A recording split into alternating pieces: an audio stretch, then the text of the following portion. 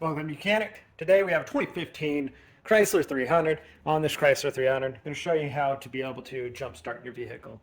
You have some power cables or power connections to be able to hook a jump start your vehicle. In the engine bay, you also have the battery is in the trunk. To get into the trunk, you either need to go through the manually unlock the trunk by climbing through the back seat, unlocking that to get in there, and then you can do jumper cables on the trunk, or we can just get in through the driver's door using our key. We'll have to use the manual key because we have no power to the vehicle, and then be able to pop the hood and be able to provide some power and be able to jump start said vehicle. So being if the door is locked, you would come to this side and we would need to put our manual key in there. So we see we've got our key fob here, and we push the buttons because we have no power, nothing's going to unlock. So we have a little tab right here on the back side. You pull it, we'll be able to pull out the manual key and then be able to insert it in there and then twist it to the left or counterclockwise. Then, now we'll be able to open up the door.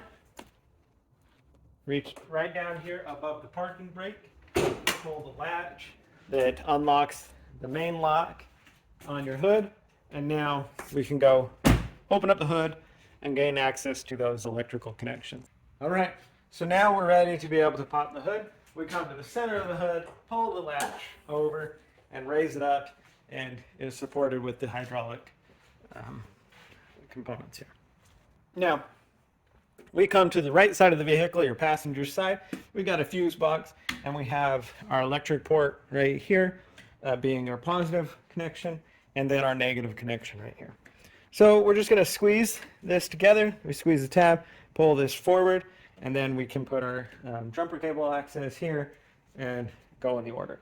So according to the owner's manual, when you need to jump start your vehicle, now, you would repeat this same process if you were doing it on the battery in the back. If you have enough power to at least open up your hood or open up the trunk or get in there, you can hook them to the back kind of in the same fashion, just that you will be putting your positive lead on the battery itself and so forth. So here we have our connections here, and this is the order in which it is you are to do it. So we put our positive connector on there, good solid connection. Then we hit the positive on the donor vehicle or your donor battery, maybe. So we connect the positive there. We connect the negative on there also in that order. And then we come back with our negative for this one.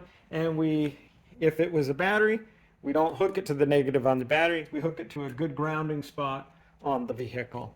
A lot of times these caps or the strut mounts are good, or some vehicles have this dedicated grounding spot. And so we have the dedicated grounding spot here.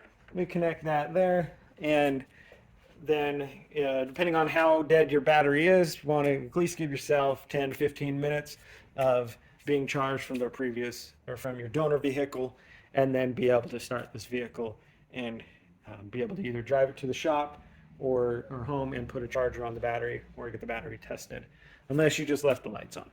But that's how you would hook up your jumper cables. And then when we undo it, we go in the reverse option, and that is to unhook the negative from this vehicle, then we unhook the negative from the donor vehicle, the positive, and we come back and unhook our positive from this vehicle.